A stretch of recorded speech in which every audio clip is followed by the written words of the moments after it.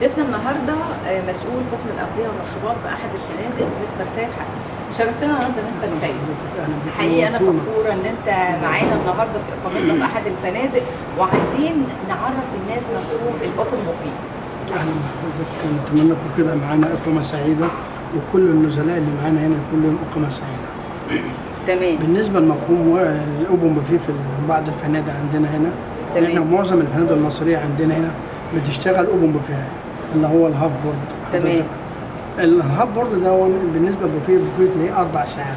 جميل. بنشتغل من الساعه 6 للساعه 10.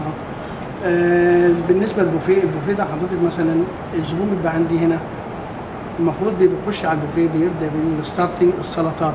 تمام. بعد السلطه بياخد الشوربه. بعد الشوربه بياخد المين كورس، وبعد المين كورس بياخد الديزرت بتاعه. المفروض الكلام ده بيتم مثلا في غضون نص ساعه، هو تلت ساعه بنقول نص ساعه عشان ياخد راحته. يبقى انا عندي الكباسيتي بتاع المطعم مثلا يعمل مثلا 500 باكس، وانا عندي العشاء 550 او 600 باكس. تمام. في بعض بتحصل عندنا دفعات اللي هي مثلا حد بياخد الاكل كله مره واحده. صحيح. ولما بياخد الاكل كله مره واحده بيحصل عندنا هنا هالك بقى. هالك كتير. هادر كتير. تمام. الهادر كتير لما بنيجي نتكلم احنا عايزين خد على قدك. مظبوط. لان البوفيه الهدف من كلمه 4 ساعات ده خد على قدك، يعني حضرتك متاح لك النص ساعه بتاعتك خدها اللي انت ما يكفيك يعني. وياخد تيست يا مستر سيد من يعني كل حاجه، وبيرجع تاني على الاوبن بوفيه. ويرجع، لان احنا ده الهدف اللي احنا، واحنا هنا وظيفتنا ان احنا بندي معلومه وفي صف الزبون للزبون، احنا في خدمته. صحيح. احنا مش ضده، احنا في خدمته. في معظم الناس كتير بتجيني وفاهمه الموضوع، لما بنقعد نتفاهم معاهم ونشرح لها الموضوع بتفهمه، بس في ناس بتكلمنا بطريقه احنا لازم نتحمل. بس انا هدفي ووظيفتي ان انا بكلم الناس بارشاد.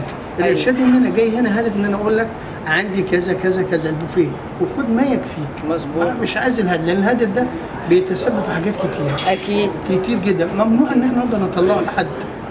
ده الليفت اوفر ده بيترمي. يعني لما يحصل عندي الليفت اوفر كده ده خساره على الفندق برضه. جامده جدا. تكلفه جامده جدا. تمام. يعني انا لو بعض الحاجات انا ما اقدرش، عشان يعني ما اقدرش، ان انا عارف ان ليه ما عليه وعليه ما عليه. مظبوط. في بعض الاراء اللي هتنتقدني في الكلام، وبعض الاراء اللي لا، هو حقيقيا يا جماعه الاتيكيت بيقول ان احنا بناخد تيست من كل طبق وبنرجع تاني على الاوبن بوفيه، وهو مفتوح عشان انت تقوم وتيجي كجست. انا مثلا لو وري لحضرتك معظم الحاجات اللي بتحصل بعد الاوبريشن في الايفن في البريكفاست او في الدينر تايم هتبقى صعبه، وده ممنوع ان انا اقولها، بس انا بوجه نصيحه. مصر دي بلدي. تمام. وانا متربي جوه مصر، ودي بلدي، وكل النزلاء اهلي. برافو. دول اهلي انا.